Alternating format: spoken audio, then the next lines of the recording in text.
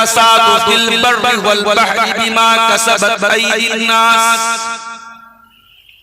मेरे बंदो, तुम्हें जहां पर भी कोई फसाद नजर आ रहा है, बिगाड़ नजर आ रहा है, खुशकी में नजर आ रहा है, पानी में नजर आ रहा है, जमीन पे नजर आ रहा है, समंदर में नजर आ रहा है, बिमा कसबत अयदीन नास, वो इंसानों के करतूतों का नतीजा है। तुम अपना जायजा लो, अपने गरेबानों में झांक के देखो, अपने आप को टटोल के देखो। तुमने अल्लाह के साथ क्या किया, तुमने रसूल के साथ क्या किया, तुमने कुरान के साथ क्या किया, तुमने सुन्नत के साथ क्या किया। तुम अपने आप को मुसलमान कहते हो, तुम्हारी जिंदगी में इस्लाम कहाँ है, तुम्हारी जिंदगी में ईमान कहाँ है। तुम तो दुनिया में पैदा होते हो, जवान होते हो, तुम्हारा तो एक ही मकसद है, दुनिया कमाना है, अच्छा खाना है, अच्छा पहनना है, अच्छा ओढ़ना है, अच्छा घर बनाना है। तुम तो दुनिया के ऊपर कुछ सोचते ही नहीं हो। तुम्हारा अल्लाह कुरान कहता है, बल तुसिरूनल हयातद दुनिया वल आखिरतु खैरुन व अबका। मेरे बंदो, तुम दुनिया की जिंदगी को सब कुछ समझते हो, जबकि आखिरत की जिंदगी ज्यादा बेहतर और ज्यादा बाकी रहने वाली है। तुम तो आखिरत के बारे में सोचते ही नहीं हो।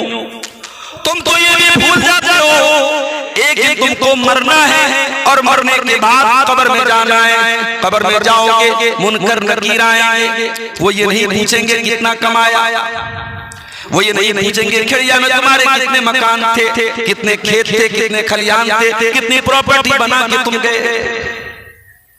फरिश्ते तो एक ही सवाल करेंगे, मन रब्बुका, तेरा रब कौन है, मन नबियुका, तेरे नबी कौन है, माँ तीनों का तेरा दीन क्या है। ना तो तुझे अपने रब के बारे में कुछ पता है, ना तो तुझे अपने रसूल के बारे में कुछ पता है, और ना ही तुझको अपने दीन के बारे में कुछ पता है। कब्र में यही तीन सवाल। और आज का मुसलमान इन तीनों सवालों के जवाब से भी नावाकिफ है। कितने मुसलमान हैं उनको नहीं मालूम उनका रब कौन है। वो नमाज पढ़ते हैं, नमाज में हर रकात में वो अल्लाह के सामने कमिटमेंट करते हैं, वादा करते हैं। क्या वादा करते हैं? इय्याका नअबुदु व इय्याका नस्तईन, ऐ अल्लाह हम तेरी ही इबादत करते हैं और तुझ ही से मदद मांगते हैं। हमारा माबूद भी तू, हमारा मुश्किल कुशा भी तू, हमारा बिगड़ी बनाने वाला भी तू, हम दुख में पड़ जाए तो दुख दूर करने वाला भी तू, हम बीमार हो जाए तो शिफा देने वाला भी तू, हम बेऔलाद को औलाद देने वाला भी तू, हमारे दुखों को दूर करने वाला तू, हमें रोजी देने वाला तू। नमाज में तो वो एक कमिटमेंट करते हैं, लेकिन जब वो नमाज के बाहर निकलते हैं उनको ये भी नहीं पता कि तौहीद क्या है, उनको ये भी नहीं पता कि शिर्क क्या है। जो मोहब्बत अल्लाह से होनी चाहिए वो मोहब्बत गैरुल्लाह से होती है, जो ताल्लुक अल्लाह के साथ होना चाहिए वो ताल्लुक किसी और के साथ कर लेते हैं। कितने मुसलमान उनको तौहीद के बारे में कुछ नहीं पता। हमारे दीन की बुनियाद तौहीद पर है। हम जो कलमा पढ़ते हैं ला इलाहा इल्लल्लाह मुहम्मदुर रसूलुल्लाह, हमारा कोई माबूद नहीं है सिवाय अल्लाह के, और जनाब मुहम्मदुर रसूलुल्लाह सल्लल्लाहु अलैहि वसल्लम अल्लाह के रसूल हैं। यही तो कलमा है। इस कलमे में कोई झगड़ा नहीं है, इस कलमे में कोई इख्तिलाफ नहीं। सारे मुसलमान इस कलमे को मानते हैं। इस कलमे को मानते तो हो मेरे भाई, मगर इस कलमे को समझते नहीं हो, इस कलमे के तकाज़े पर अमल नहीं करते हो। न हमारी जिंदगी में ईमान है, न हमारी जिंदगी में तौहीद है। मेरे साथ आज हमारे और आपके इलाके से ऐसे खबरें आ रही हैं और आती हैं कि फला मुसलमान लड़का या फला मुसलमान लड़की वो इस्लाम को छोड़ के चला गया। कोई लड़की किसी गैर मुस्लिम लड़के के साथ चली गई, कोई लड़का किसी गैर मुस्लिम लड़की की मोहब्बत में गिरफ्तार हो गया। ये घटनाएं हो रही है कि नहीं हो रही आपके समाज में? ये वाक़यात हो रहे हैं या नहीं हो रहे? ये ईमान को इतनी हकीर चीज, किसी की प्यार और मोहब्बत के नाम पे आदमी ईमान का सौदा नहीं। मेरे दुनिया की सबसे कीमती दौलत हमारा ईमान है, हमारी तौहीद है। और शायद दुनिया में आपको इस नेमत का एहसास मरने के बाद जब अल्लाह के यहाँ जाएंगे वहां पता चलेगा कि ईमान कितनी बड़ी दौलत है। अल्लाह कुरान में फरमाता है इन्नल लज़ीना कफरू व मातू व हुम कुफ्फार फलन युक़बल मिन अहदिहिम मिलउल अर्दि ज़हबा। जो लोग दुनिया से ईमान के बगैर चले जाएंगे, जो कुफ्र की हालत में चले जाएंगे, कल क़यामत के दिन वो जमीन भर के सोना भी लेके आ जाए, अल्लाह के अज़ाब से बच नहीं पाएंगे। आप गरीब हैं, आप मजदूर हैं, आपके पास रहने को ढंग का मकान नहीं है, खाने को अच्छा खाना नहीं है, पहनने को अच्छा कपड़ा नहीं है, लेकिन अगर आपके पास ईमान की दौलत है, तौहीद की दौलत है और मरते दम तक इसको बचा के लेके चलेंगे, आपसे ज्यादा मालदार कोई नहीं है, आपसे ज्यादा अमीर कोई नहीं है। ये इतनी बड़ी दौलत है। आज कितने मुसलमान उनको मालूम ही नहीं कि ईमान किसको बोलते हैं, उनको ये पता ही नहीं शिर्क किसको बोलते हैं, उनको ये मालूम ही नहीं कि ये पेशानी अल्लाह ताला ने सिर्फ अपने दर पे झुकाने के लिए बनाई है। इस पेशानी को किसी और के दर पर नहीं झुकाना है। नबियों ने, वलियों ने, बुजुर्गों ने, पीरों ने, नबियों ने, रसूलों ने, पैगंबरों ने सबने यही तालीम दी। इय्याका नअबुदु व इय्याका नस्तईन, हमारा माबूद एक है, हमारा मुश्किल कुशा एक है, हमारा हाजत रवा एक है। तो कुरान हमें वजह बता रहा है। ज़हरल फ़सादु फ़िल बर्रि वल बहरि बिमा कसबत अयदीन नास। मेरे बंदो, दुनिया में तुमको जो भी बिगाड़ नजर आ रहा है, जो भी तबाही नजर आ रही है, वो तुम्हारे अपने करतूतों का नतीजा है। लियुज़ीक़हुम बा'दल्लज़ी अमिलू, अल्लाह ताला तुम्हारे कुछ अमल की सजा तुमको दुनिया में देना चाहता है। आज का मुसलमान नमाज से दूर है। मुसलमान के इलाके में मस्जिदें बहुत हैं, मस्जिद की कमी नहीं है, मस्जिद तो बना ली शहर में ईमान की हरारत वालों ने। मन अपना पुराना पापी था, बरसों में नमाजी बन रखा। मुसलमान के पास मोबाइल के लिए टाइम, मुसलमान के पास फेसबुक के लिए टाइम, मुसलमान के पास सोशल मीडिया के लिए टाइम है, मुसलमान के पास चाय के होटलों में बैठ के टाइम पास करने के लिए टाइम है, मुसलमान के पास अपने रब के सामने सर झुकाने के लिए टाइम है। अरे तुझसे तो ज्यादा वफादार वो कुत्ता है जिसका मालिक उसे चंद हड्डियां दे देता है, वो मालिक के पीछे दुम हिलाता है। तुझसे ज्यादा वफादार तो वो घोड़ा है जिसका मालिक मुझे थोड़ा सा चारा खिलाता है, अपने मालिक के लिए जान दे देता है। तू अपने मालिक के साथ इतना बड़ा गद्दार है। तेरा मालिक तुझे इंसान बनाया। अल्लाह ने हमें इंसान न बनाया होता हम क्या कर सकते थे? हमें चूहा बना देता, बिल्ली बना देता, बंदर बना देता। अल्लाह ने हमें इंसान बनाया और अल्लाह की तमाम मखलूकात में इंसान सबसे खूबसूरत मखलूक है। लक़द खलक़नल इंसाना फी अहसनि तक़वीम, हमने इंसान को सबसे बेहतरीन शक्ल सूरत में बनाया है। इंसान सबसे खूबसूरत। फिर इंसान भी अल्लाह ने बनाया, सही सलामत बनाया। अभी परसों मेरे पास एक फोन आया, मौलाना साहब बीवी के पेट में बच्चा है, 5 महीने का बच्चा है, अल्ट्रासाउंड कराया, डॉक्टर कह रहे हैं बच्चे का दिमाग नहीं बन रहा है, बच्चे का सर नहीं बन रहा है, बच्चा पैदा भी होगा एबनॉर्मल होगा, खराब पैदा होगा, दिमाग नहीं होगा, सर नहीं होगा। डॉक्टर कह रहे हैं खत्म करा दो इसको। मैं तो सुन के दहल गया। सोचो उस माँ के लिए कितनी बड़ी आज़माइश है, जिस माँ को ये बता दिया जाए कि तेरे पेट से जो बच्चा पैदा होने वाला है उसका दिमाग ही नहीं है। अल्लाह ताला अगर हमें चाहता हमें बिना दिमाग के पैदा कर देता, बिना सर के पैदा कर देता, हमारी दुआ के बजाय एक आंख पैदा कर देता। अल्लाह ने खूबसूरत बनाया, सही सलामत बनाया, दिमाग बराबर बनाया। फिर पैदा करने के बाद अल्लाह ने मुसलमान बनाया, इस्लाम पर चलने वाला बनाया। उसने हमें हमारी रोजी रोटी का इंतजाम किया। हम आराम से चैन से अपने बीवी बच्चों के साथ बैठ कर अपने घर में 2 टाइम की सुकून से रोटी खा। दुनिया की करोड़ों इंसानों को ये दौलत नसीब नहीं।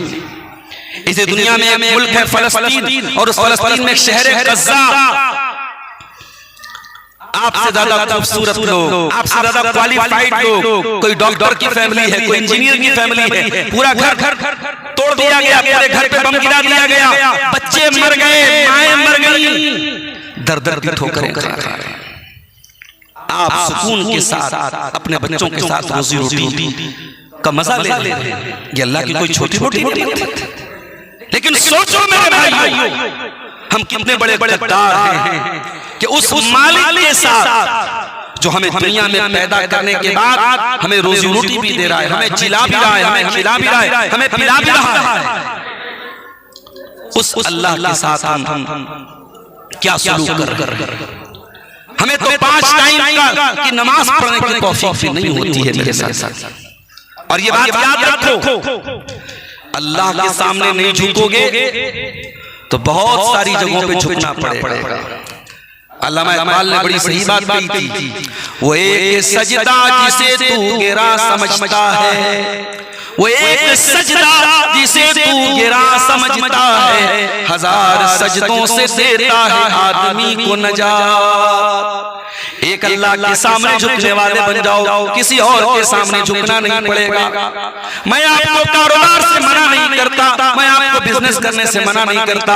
आप रोजी रोटी का कोई भी हलाल तरीका अपना रहे हो, कोई मुर्गा बेच रहा है, कोई बकरा बेच रहा है, कोई खैया में दुकान लगा के बैठा है, मेरे प्यारे भाई को हलाल तरीके से आप जो भी रोजी रोटी कमाओ, अल्लाह मना तो नहीं कर रहा है, मगर हाँ रोजी रोटी के पीछे इतने पागल न हो जाओ। हय्या अलस सलाह की आवाज आती रे, हय्या अलस फलाह की आवाज आती रे, और तेरे कानों पे जू भी न रोंगे। ऐ मुसलमान, तू इतना गद्दार न बन, इतना नमक हराम बन। जानते हो अल्लाह के नेक बंदों की पहचान क्या है? आइए कुरान से रिजालुन ला तुल्हिहिम तिजारतुन वला बैउन अन ज़िक्रिल्लाह। मेरे नेक बंदे वो हैं कि कारोबार भी करते हैं, लेन देन भी करते हैं, लेकिन उनका कारोबार उनको नमाज से गाफिल नहीं करता है। ला तुल्हिहिम तिजारतुन वला बैउन अन ज़िक्रिल्लाह, वो अल्लाह के जिक्र से कभी गाफिल नहीं होते। व इकामिस सलाह, वो टाइम से नमाज पढ़ते हैं। व ईताइज़ ज़कात, वो अपने माल की ज़कात निकालते हैं। यखाफून यौमन ततक़ल्लबु फ़ीहिल क़ुलूब वल अबसार, उनके दिल में क़यामत के दिन का डर होता है, जिस दिन इंसान का कलेजा अपनी जगह नहीं रहेगा, इंसान की आंखें अपनी जगह नहीं रहेंगी। नमाज से हम दूर हैं। हम कहते हैं मौलवी साहब जिंदगी में बड़ी टेंशन है, जिंदगी में बड़ा डिप्रेशन है, बड़ा स्ट्रेस है। किसी को लड़की का स्ट्रेस है, किसी की शादी नहीं हो रही है उसका स्ट्रेस है, किसी की शादी हो गई है बीवी से परेशान है, बच्चों से परेशान है, कोई रोजी रोटी से परेशान है, कोई मुल्क के हालात को देख के परेशान है। ये जो स्ट्रेस है, ये जो दिमाग में तुम्हारे जो टेंशन है, आओ मैं तुमको बताता हूँ इस टेंशन को दूर करने का तरीका क्या है। कुरान कहता है बिज़िक्रिल्लाहि तत्मइन्नुल कुलूब। ऐ मेरे बंदो, तुम अल्लाह को याद तो करो, तुम अल्लाह का जिक्र तो करो, तुम अल्लाह के सामने हाथ तो फैलाओ, तुम अल्लाह को पुकार के तो देखो, तुम्हारे दिल को सुकून मिलेगा।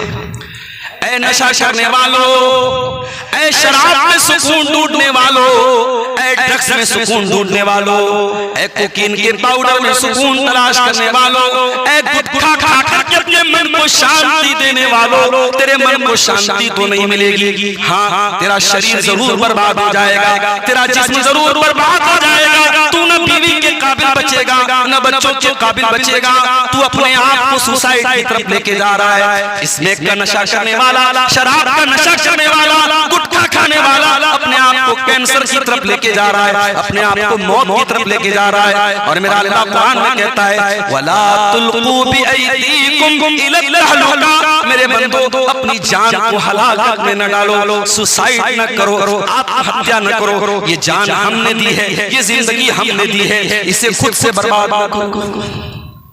शराब में तुझे सुकून मिलेगा, तुझे स्मोक में सुकून मिलेगा, सुकून तो नहीं मिलेगा। हाँ, ये स्मोक का नशा जब दिमाग में चढ़ जाएगा तो उसे पाने के लिए तू बीवी तक का सौदा कर देगा, बच्चों तक को बेच देगा, घर भी बेच देगा। ये तेरे शरीर को भी बर्बाद करेगा, तेरी रूह को भी बर्बाद करेगा, तेरे मन को भी बर्बाद करेगा। ऐ सुकून की तलाश में नशा करने वालों, ये नशा तुम्हें सुकून नहीं देगा। आओ अल्लाह तुम्हें बता रहा है सुकून कहाँ मिलेगा। अला बिज़िक्रिल्लाहि तत्मइन्नुल कुलूब, अल्लाह को याद करो, अल्लाह का जिक्र करो, 5 टाइम की नमाज की पाबंदी कर लो, देखो जिंदगी में कैसा सुकून आता है। अरे जिस नबी का कलमा पढ़ते हो, जिस नबी पर जान देने की बात करते हो, उस नबी से ज्यादा तो तुम्हारी जिंदगी में टेंशन नहीं आई होगी। उस नबी की टेंशन देखो, उस नबी की टेंशन न रोजी रोटी के लिए न बाल बच्चों के लिए, उस नबी को एक ही टेंशन है, एक ही चिंता है, एक ही फिक्र है। फलअल्लका बाक़िउन नफ्सका अला आतारिहिम इल्लम युमिनू बिहाज़ल हदीस असफा, काश के लोग ईमान ले आए, काश के लोग कलमा पढ़ ले, काश के लोग जहन्नम की आग से बच जाएं, काश के लोग तौहीद के रास्ते पे आ जाएं। उस नबी को यही एक टेंशन। और वो नबी जब टेंशन में होते थे क्या करते थे? अम्मा आयशा फरमाती हैं, काना इज़ा हज़बहु अम्रुन सल्ला, अल्लाह के प्यारे नबी के ऊपर जब भी कोई टेंशन आती थी, परेशानी आती थी, अल्लाह के प्यारे नबी सजदे में गिर जाते थे, नमाज पढ़ने लगते थे। ओ नबी के चाहने वालों, ओ नबी का कलमा पढ़ने वालों, ओ नबी से मोहब्बत करने वालों, तू कैसा नबी का चाहने वाला है, तू कैसा नबी से मोहब्बत करने वाला है। अगर तेरी जिंदगी में नमाज नहीं है, अगर तू नमाज का पाबंद नहीं है, तो तेरी मोहब्बत का दावा झूठा है, झूठा है तेरी मोहब्बत। अरे उस नबी ने तो अपने इंतकाल से पहले, अपनी वफात से पहले और दुनिया से तशरीफ ले जाने से पहले आखिरी वक्त में क्या फरमाया था? अस्सलाता अस्सलाता व मा मलकत अयमानुकुम, ऐ मेरी उम्मत के लोगों, नमाज की पाबंदी करना, नमाज मत छोड़ना। तू नमाज नहीं पढ़ता है और फिर तू ये कहता है हमारे साथ ये हो रहा है। तेरी जिंदगी में शराब है, तेरी जिंदगी में नशा है, और तू कहता है मैं मुसलमान। जानते हो इस शराब के बारे में अल्लाह ने क्या क्या कहा? शराब एक बार में हराम नहीं, शराब 3 बार में हराम। जब किसी चीज की लत लग जाती है ना, आसानी से नहीं छूटती। अल्लाह ताला ने शराब को इकट्ठे हराम नहीं किया, अल्लाह ने स्टेप बाय स्टेप हराम। शराब के बारे में पहली आयत कौन सी नाज़िल हुई? सूरह बकरा की नाज़िल हुई। यस्अलूनका अनिल खम्रि वल मैसिर कुल फीहिमा इस्मुन कबीर। ऐ नबी, लोग आपसे पूछते हैं शराब के बारे में, जुआ के बारे में, ऐ नबी आप बता दीजिए उसमें कुछ तो फायदा है, कुछ तुमको फायदा मिलता है, लेकिन बहुत बड़ा गुनाह है। भाई शराब पीने वाले क्या बोलते हैं? हमें एनर्जी मिलती है। जुआ खेलने वाला क्या बोलता है? जुआ खेल के हमें इकट्ठे पैसा मिलता है। तो अल्लाह ने कहा कि इसमें थोड़ा बहुत फायदा अगर मान भी लो कि है, लेकिन गुनाह ज्यादा बड़ा है, अल्लाह की नाराजगी ज्यादा है। ये पहली आयत नाज़िल हुई शराब के बारे में। और जब ये आयत नाज़िल हुई, हजरत उमर कहा करते थे, अय अल्लाह शराब के बारे में और क्लियर कोई हुक्म नाज़िल कर दे, और वाज़ेह कोई हुक्म नाज़िल कर दे। तब सूरह निसा की आयत नाज़िल हुई, या अय्युहल्लज़ीना आमनू ला तक़रबुस सलाता व अंतुम सुकारा, ऐ ईमान वालों नशे की हालत में नमाज के करीब मत जाया करो। ये दूसरी आयत नाज़िल। ये आयत नाज़िल करके ये बता दिया गया कि जितनी देर तुम शराब के नशे में रहोगे नमाज नहीं पढ़ सकते। तो थोड़ी सी शराब की नफरत लोगों के दिल में पैदा होगी।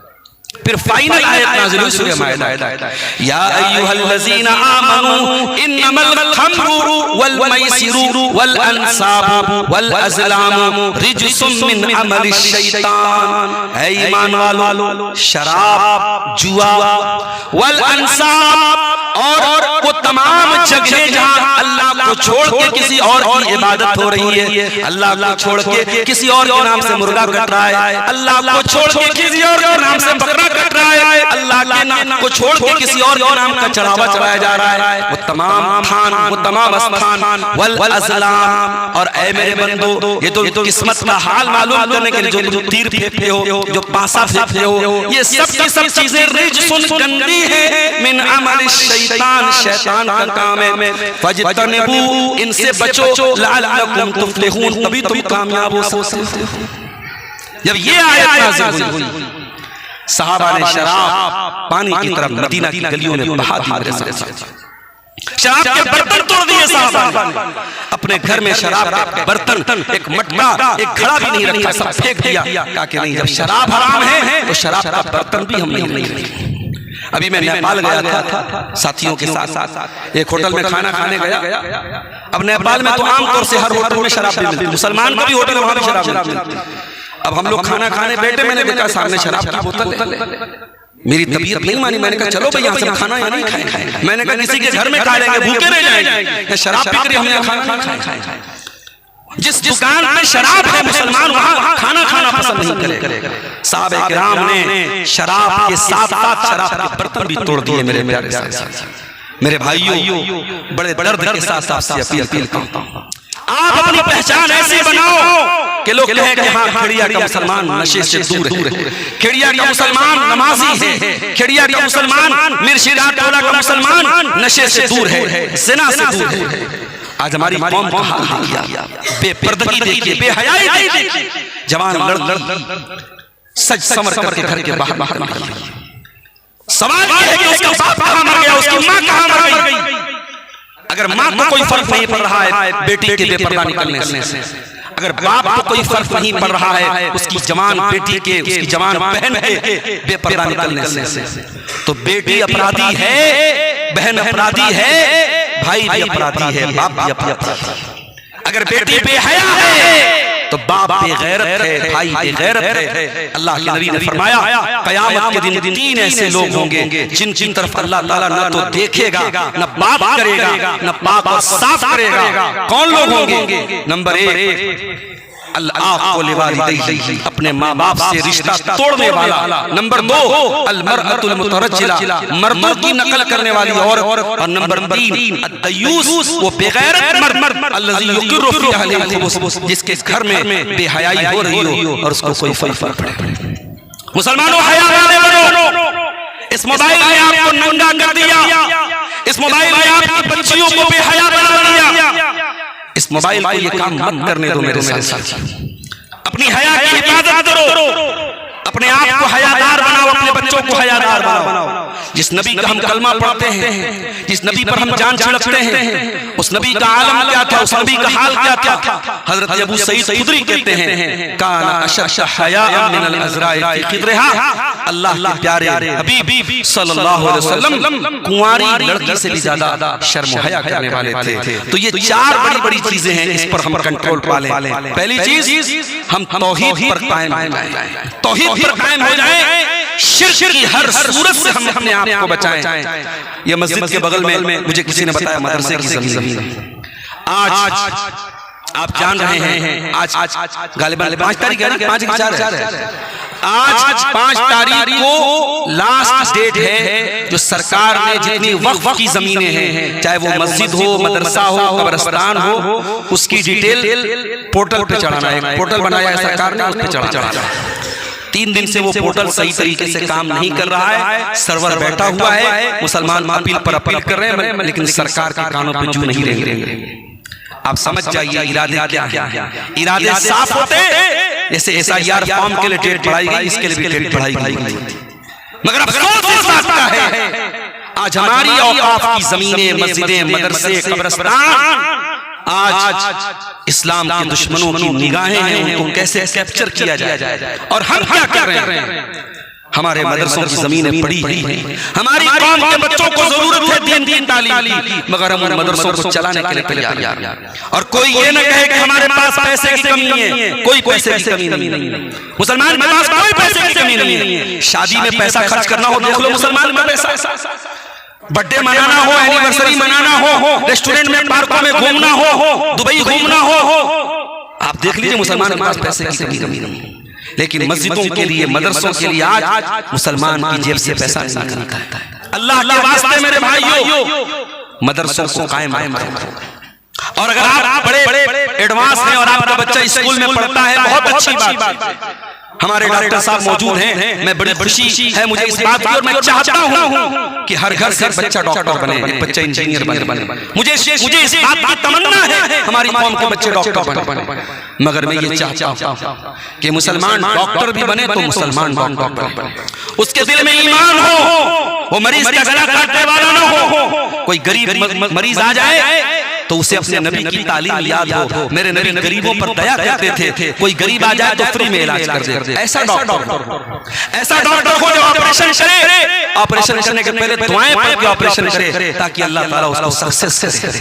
मेरे प्यारे साथियों, आप स्कूल में पढ़ाइए अपने बच्चों को, कॉलेज में पढ़ाइए, मगर कुछ ऐसा इंतजाम कीजिए, मस्जिदों में कुछ ऐसा मकतब कायम कीजिए कि आपके बच्चे जो दीन की बेसिक तालीम है वो हासिल कर लें। और अल्लाह के वास्ते जो मुसलमान हमारे शराब के नशे की लत में मुब्तला है, अल्लाह के वास्ते छोड़ दें। जो किसी किस्म के स्मोक के नशे में है, पाउडर के नशे में है, गुटखा खा रहे हैं, सिगरेट पी रहे हैं, अल्लाह के वास्ते हर किस्म का नशा, ये नशा तुम्हें शांति नहीं देगा, तुम्हें और अशांति देगा, तुम्हें और बेचैन कर देगा, तुम्हारे घर को बर्बाद कर देगा, तुम्हारे शरीर को बर्बाद कर देगा। और आखिरी चीज जो मैंने बयान की, ज़िनाकारी और बेहयाई से अपने आप को भी बचाओ, अपने परिवार को भी बचाओ, अपने घर की औरतों और लड़कियों की ऐसी तालीम दो, उनको ऐसी तरबियत करो कि वो जब घर से निकलें तो पर्दे में निकलें। अल्लाह से दुआ है रब्बुल आलमीन हम सबको अपनी जिम्मेदारियों को समझने की तौफीक अता फरमाए। रब्बुल आलमीन हम में से जो बीमार हैं उनको शिफाए कामिला अजला अता फरमाए। रब्बुल आलमीन हमें कलमे तौहीद पर इत्तिहाद और इत्तेफाक के साथ रहने की अल्लाह ताला हम सबको तौफीक अता। मुझे बहुत खुशी हुई आज इस जामा मस्जिद में हमारे तकरीबन मुसलमानों में पाए जाने वाले सारे मसलक के मुसलमान यहाँ मौजूद हैं। और आज के खुतबे जुमा को यहाँ की जमीयत अहले हदीस है, मकामी जमीयत अहले हदीस, उसकी तरफ से मुझे ये जिम्मेदारी दी गई और हमारे डॉक्टर वसीम साहब ने ये फरमाइश की और मैं आपके सामने हाजिर हुआ हूँ। मेरे प्यारे साथियों, आज हमारी कौम को आपस में मसलक के नाम पे लड़ने की नहीं, कुरान और हदीस के नाम पे एक होने की जरूरत है, मुत्तहिद होने की जरूरत है। वाअतसिमू बिहब्लिल्लाहि जमीआ, अल्लाह की रस्सी को मिल कर थाम लो। मेरे प्यारे साथियों, लड़ने के लिए बहुत सारे बहाने हैं, आओ हम इत्तेहाद के बहाने तलाश करें, हम एक होने के बहाने तलाश करें। और एक होने का एक ही बहाना है, हम रब के कुरान को थाम लें और मुस्तफा के फरमान को थाम लें। अल्लाह ताला हम सबको कुरान और सुन्नत पे चलने की तौफीक अता फरमाए। रब्बुल आलमीन हमें नमाज जो नहीं पढ़ते हैं, अल्लाह ताला उनके दिलों में नमाज की मोहब्बत पैदा फरमा दे। रब्बुल आलमीन जो नमाजी हैं उनको सही तरीके से, सुन्नत तरीके से उन्हें तहकीक करने की, पढ़ने की, मुताला करने की और नबी के तरीके को अपनाने की अल्लाह ताला उनको तौफीक अता फरमाए। प्यारे रसूल की सच्ची मोहब्बत हम सबके दिलों में पैदा फरमा दे। प्यारे रसूल के सहाबा की, प्यारे रसूल के अहले बैत की सच्ची मोहब्बत अल्लाह हमारे दिलों में पैदा फरमा दे। हर किस्म की बिदअत से, खुराफात से और गलत कामों से अल्लाह हम सबकी हिफाजत फरमाए। अल्लाह जब तक हमें दुनिया में जिंदा रखे, इस्लाम पर जिंदा रखे और हमारा खात्मा ईमान पर हो। आमीन व आखिर दावाना अनिल हम्दुलिल्लाहि रब्बिल आलमीन।